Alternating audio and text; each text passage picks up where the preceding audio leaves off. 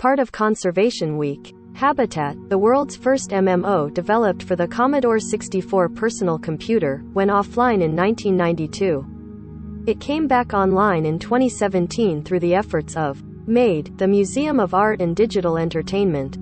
Founded by Alex Handy in 2011, MADE seeks to legitimize the preservation of video games as both a historic and artistic medium within the context of our time. To that end, MADE amassed a collection of working video game consoles and a library of old games for patrons to play.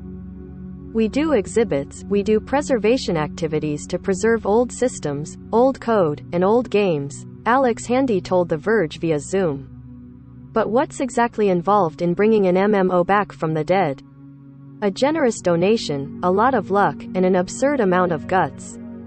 A generous donation. Habitat was an online world that could support upwards of 15,000 users who could run businesses, play games, solve mysteries, found religions, or just hang out. Released in 1986, Habitat predated the likes of Ultima Online and EverQuest, the games many people think of when they think of the first MMO, by Marithan a decade. As online communities emerged from the primordial pre-modern internet soup of the late 70s and 80s, games that these communities could play together swiftly followed. MUDs, or multi-user dungeons, were the first online multiplayer games and were wholly text-based. Habitat was inspired by MUDs and took its concept of a shared online gaming space one step further. MUDs were a thing, Handy said. But the idea of a graphical world you could walk around that was static and interact with other human beings within it was a new. Habitat was an online world that could support upwards of 15,000 users. Developed by LucasArts with the talents of video game pioneers Chip Morningstar and Randy Farmer, Habitat ran on the Commodore 64 personal computer and connected players online via Quantum Link, the precursor to the America Online Internet Service. Habitat launched in beta from 1986 to 1988. Budget considerations forced LucasArts to prune features for a rebrand in 1988 as Club Carib, which lasted until its end in the early 90s. Club Carib was sunset sometime between 91 and 92, Handy said.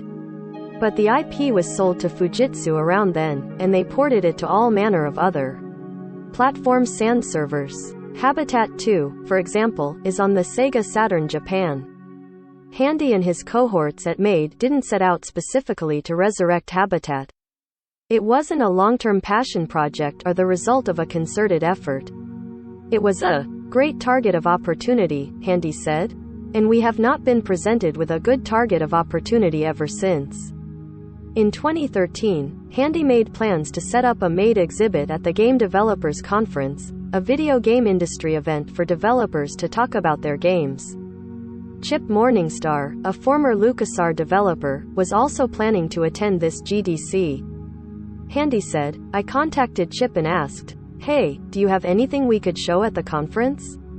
Any source code or anything like that?" According to Handy, Morningstar sent him Habitat's source code as a kind of joke, thinking there wouldn't be much Handy could do with 27-year-old code.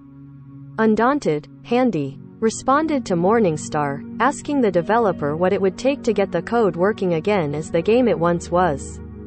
"He just laughed in my face," Handy said. A lot of luck. Handy earned that incredulous laugh because, in addition to Habitat's code being prehistoric in video game terms, it required what he described as an extremely obscure proprietary server and operating system, Stratus FOSS, in order for it to work. The Stratus problem was twofold. Handy needed the software OS and a compatible piece of hardware to run it. Solving the hardware part of the equation involved a great deal of luck. Technology companies have come and gone, and if one survived into the present day, it usually isn't making or maintaining products from nearly 30 years ago. But Stratus Technologies, the company that made the Stratus servers and operating system, was, miraculously, still around. And, perhaps even more miraculously, it was still maintaining its old hardware. So when Handy asked for a server, they sent one. The software problem was trickier.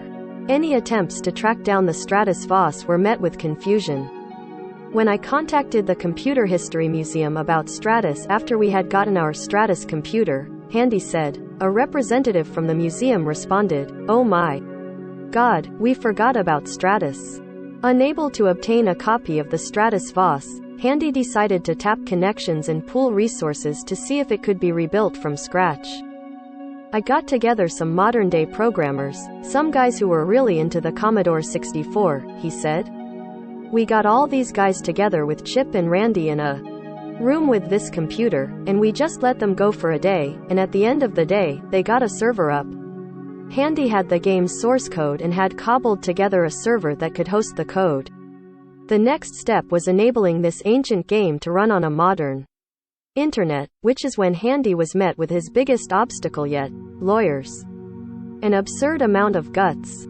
If you wanted to play Habitat in 1986, you needed a Commodore 64 and a subscription to the Quantum Link, or Q-Link, internet service provider.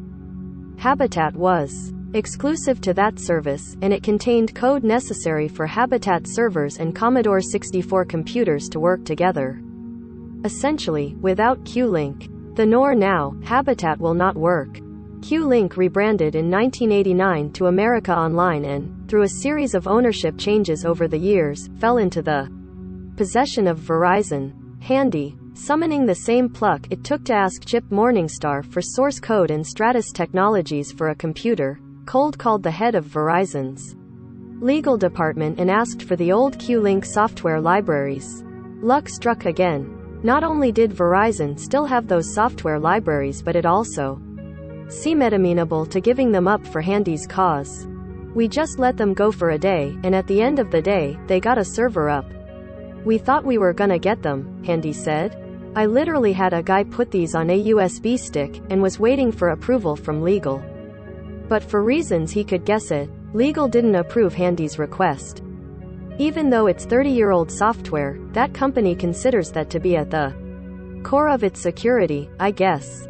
And so they would never open that up. Handy now had two choices. Habitat would not work without Q-Link, so he either needed to abandon his quest or find a way to get around the Q-Link requirement. Sidestepping Q-Link was technologically simple.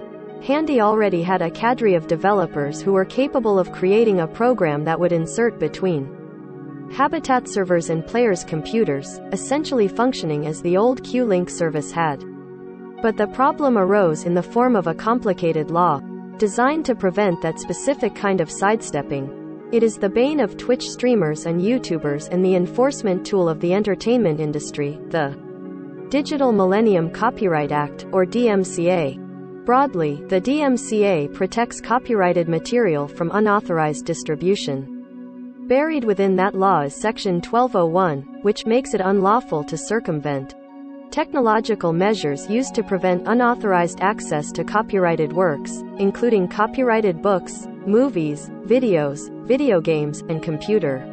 Nowadays, developers embed programs within video games called digital rights management, or DRM, to protect them from unauthorized use. Even though Q-Link existed before DRM as we think of it today, it is essentially DRM protection for Habitat. Because Section 1201 of the DMCA prohibits any attempt at circumventing a protection measure, getting around the Q-Link roadblock would be technically illegal. However, the DMCA does make exceptions, making the case that circumventing a protection measure serves public interest. The U.S. Copyright Office grants 1201 exemptions to organizations. Handy petitioned the office for an exemption to create the program that would get around Q-Link. In the end, the exemption that they gave us was basically, you can preserve an MMO, and you can circumvent those validation mechanisms, but only if the MMO is locked in a room and you are sitting on a computer directly next to it. You can provide absolutely no internet access to the thing, Handy explained. Handy finally had all the pieces he needed to bring Habitat back online, but he was prevented from actually doing so. Without the O in MMO, the portion falls apart. The game was technically alive, but functionally and spiritually worthless. So what happened? How is it that anyone can play it now? We don't care, Handy said with a simple laugh. Though Handy's exemption specifically stated that Habitat could not be hosted online, he decided to put it online anyway. He was quick to stress that playing the game itself is not an illegal act. He got the source code from its creators and obtained permission from the Japanese rights holder to do whatever with it. We didn't get the computer software libraries that allow for the interconnect, the Q-link middle piece, and specifically the circumvention of that is what is illegal, Handy pointed out. Handy didn't seem at all concerned about any potential legal ramifications of his guerrilla act of video game preservation. If Verizon wants to come and be upset about it, they can, he said. We tried to talk to you about it, let's resume the discussion. Ultimately, Handy made the decision to ask for forgiveness, not permission. The world's first MMO. You can play Habitat online right now for free at neohabitat.org. The game's source code is available on GitHub, and there's a video on YouTube that gives tips and tricks on how to play. Though Habitat was, at one time, capable of supporting tens of thousands of players, Handy said there's nowhere near that many playing now, but the world is alive and people still use it. People just meet up now, you know, he said. You see 2, 3, 4 people shot pop in. He even shared that a Swedish club of Commodore 64 enthusiasts once hosted a meetup in the new Habitat. When we think of MMOs today, we think of World of Warcraft and Final Fantasy XIV. MMOs come equipped with standard features like customizable avatars representing individual players, in-game currencies to earn and use on virtual goods, and numerous social activities, like quests, dungeons, and player combat. All the SEMO standards came from Habitat. Before Meta or Google or Amazon ever dreamed of a metaverse, indeed before any of them existed as companies, Habitat was the first metaverse. Despite being every bit the cultural institution movies, books, art, and music are, video games often do not get the same consideration as their cultural peers. We enshrine works of art in libraries, archives, and museums. We support art financially and dedicate entire academic fields to its preservation and study. But, for the most part, video games are bereft of such support, left at the mercy of continuous technological advancements that render new video game hardware and software obsolete every decade. The result is the decay of an incalculable wealth of video game history at a rate that outpaces the gaming community's efforts to save it. Habitat is a game to which all modern MMOs, some of the biggest, most popular games on the planet, owe tribute. But without Handy's passion, MADE's resources, and the developers' foresight to hold onto their source code, Habitat would be one more of the many games lost to time, neglect, and technology. Conservation Week.